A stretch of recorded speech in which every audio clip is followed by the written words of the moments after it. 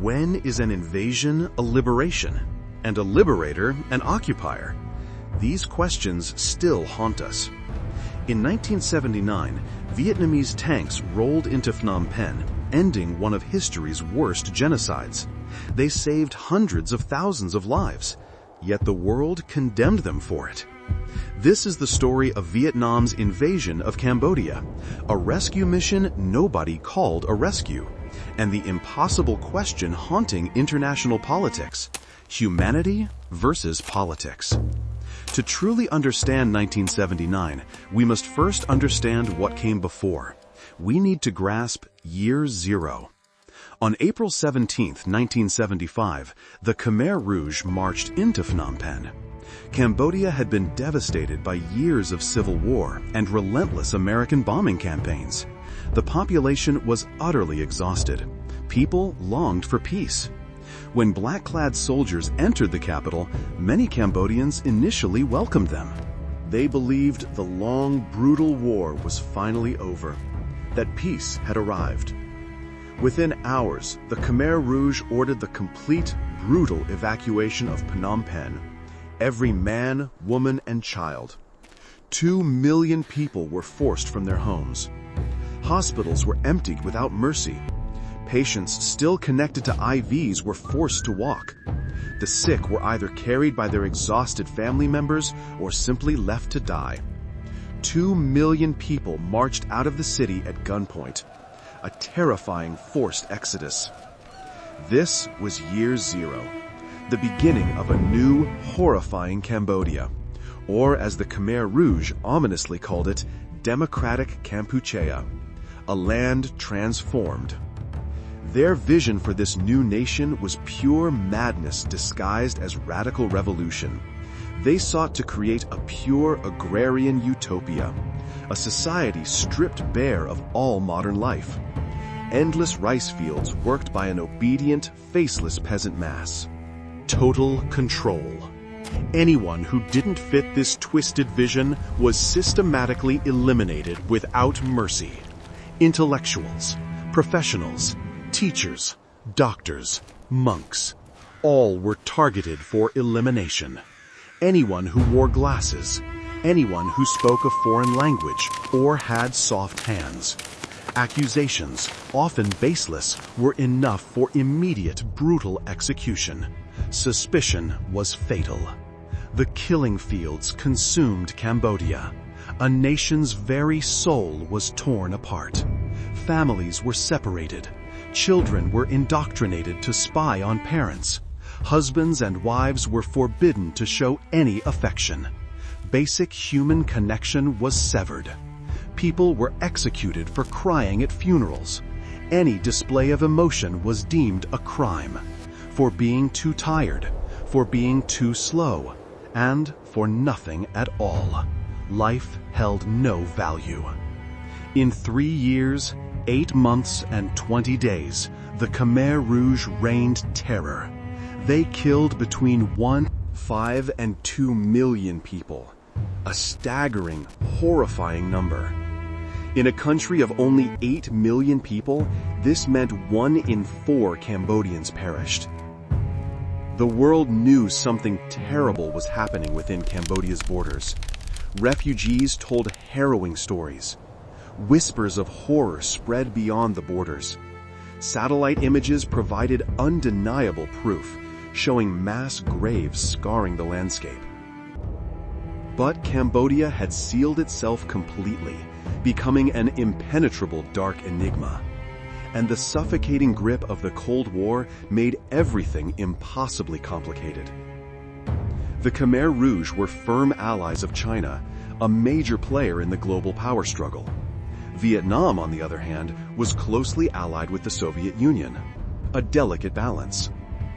America, still reeling from its defeat in Vietnam, tacitly supported anyone who opposed Hanoi, the enemy of my enemy. A dangerous, simplistic logic. So, the world watched, paralyzed by geopolitics and Cold War calculations, and did nothing. But Vietnam could not and would not watch any longer as horror unfolded next door. The Khmer Rouge harbored an obsession with Vietnam, a hatred bordering on insanity. Pol Pot believed Cambodia's ancient enemy was plotting to absorb his country entirely. He was determined to strike first, preemptively, with brutal and unwavering force. From 1975 onwards, Khmer Rouge forces launched repeated, savage attacks across the Vietnamese border. They massacred entire villages, Ba Chuk, Thun Lap, horrors too deep to imagine. Thousands of Vietnamese civilians were butchered, bodies mutilated, wells poisoned, pure ethnic cleansing. Inside Cambodia, the Khmer Rouge targeted ethnic Vietnamese with special, unforgiving fury. Hundreds of thousands were killed or expelled, Vietnamese who had lived there for generations. Vietnam protested vehemently, trying diplomatic channels, but it was useless. The Khmer Rouge merely intensified their attacks, pushing Vietnam to its absolute limits. By 1978, Vietnam had endured enough. A breaking point had been reached. The decision to invade was far from simple. It carried immense risks and burdens. Vietnam had just emerged from 30 years of continuous, devastating war, first against France, then against America. The country was utterly exhausted, impoverished, internationally isolated, a nation at its breaking point. An invasion of Cambodia would undoubtedly anger China, Vietnam's giant northern neighbor. It would confirm Western fears about Vietnamese expansionism, isolating them further. It would irrevocably turn Vietnam into an international pariah, a heavy price to pay.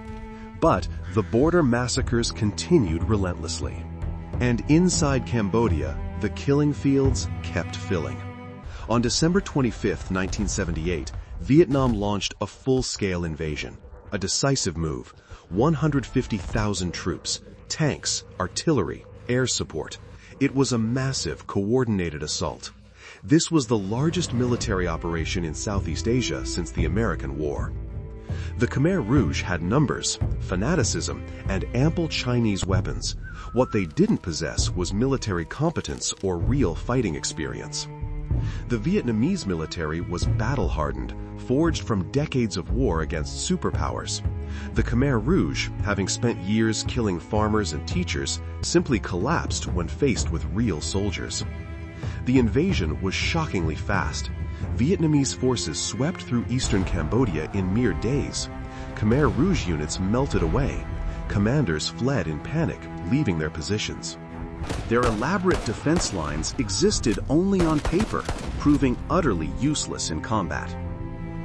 On January 7, 1979, Vietnamese tanks entered a silent, abandoned Phnom Penh. The city was a ghost town, kept empty by the Khmer Rouge for nearly 4 horrifying years. Buildings were crumbling, streets were overgrown. The former capital had become a monument to madness. Pol Pot and the Khmer Rouge leadership fled west towards the Thai border to continue their fight. But their brutal, genocidal rule over Cambodia was definitively, finally over. What the Vietnamese soldiers found upon entering the country was utter, unimaginable hell.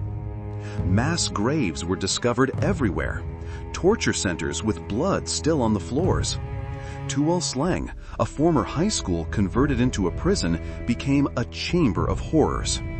Over 17,000 people were brutally tortured and executed within its walls. A place of unspeakable pain. Out of that immense number, only 7 survived its terror. A miracle, yet a tragedy. The killing fields of Chung Ek, where prisoners from Tuol Sleng were taken to be murdered. Skulls, bones, fragments of clothing still pushing up through the soil decades later. An enduring testament. The Cambodian people slowly emerged from the nightmare, starving, traumatized, searching for family members who would never be found. The country had lost nearly a quarter of its population, its educated class systematically exterminated, its social fabric deliberately and utterly destroyed. Vietnam had ended the genocide. This single, undeniable fact is beyond all dispute. Without the Vietnamese invasion, the killing would have continued. Hundreds of thousands more would have died. So, given this undeniable truth, how did the world respond to Vietnam's actions? It condemned Vietnam. A shocking, infuriating paradox that defies simple logic. The United Nations refused to recognize the new Vietnamese-backed government in Phnom Penh. Instead, the Khmer Rouge, architects of genocide, kept Cambodia's UN seat. For a decade, China was furious. Vietnam had dared to invade a vital Chinese ally. Consequences loomed. Beijing decided to teach Hanoi a lesson, a chilling, dangerous message of intent. On February 17, 1979, just 6 weeks after Vietnam took Phnom Penh, China invaded Vietnam. 200,000 Chinese troops crossed the northern border, a massive retaliatory offensive. The Third Indochina War had begun before the second one was even finished. The Chinese invasion was a disaster. Vietnamese border forces fought the People's Liberation Army to a standstill. China declared victory, but withdrew after a month, suffering tens of thousands of casualties. But the message was clear. Vietnam would pay a heavy price for defying Beijing. The international isolation was crushing. America and its allies imposed severe sanctions. ASEAN demanded Vietnamese withdrawal. The Soviet Union provided support, but Moscow was far away. Vietnam occupied Cambodia for 10 long, difficult years, a complex, lasting presence. They installed a friendly government. They began to rebuild basic, essential infrastructure. They trained a new Cambodian army and fought a grinding guerrilla war against the Khmer Rouge. The Khmer Rouge, though defeated, still operated from camps on the Thai border, and they did so with Chinese and, astonishingly, Western support. Yes, for the Khmer Rouge, the very architects of the Cambodian genocide, an uncomfortable truth. This is the part of history that makes people profoundly uncomfortable, exposing moral contradictions. Throughout the 1980s, the United States and its allies provided aid to the Cambodian Resistance Coalition. Not directly, not officially, but the money flowed and the weapons reached them. This is fact. Cold War logic demanded that Vietnam's puppet government be opposed, no matter the cost, even if that meant keeping genocidal killers in the fight. The moral calculus was truly grotesque. Vietnam, the villain of American memory, had stopped a genocide. America, the champion of human rights, helped the genocidaire survive. Was Vietnam's invasion a liberation or an occupation? Both. Neither. It depends on who you ask. For Cambodians who survived the killing fields, the Vietnamese were undeniably saviors. They ended the nightmare. They allowed families to reunite.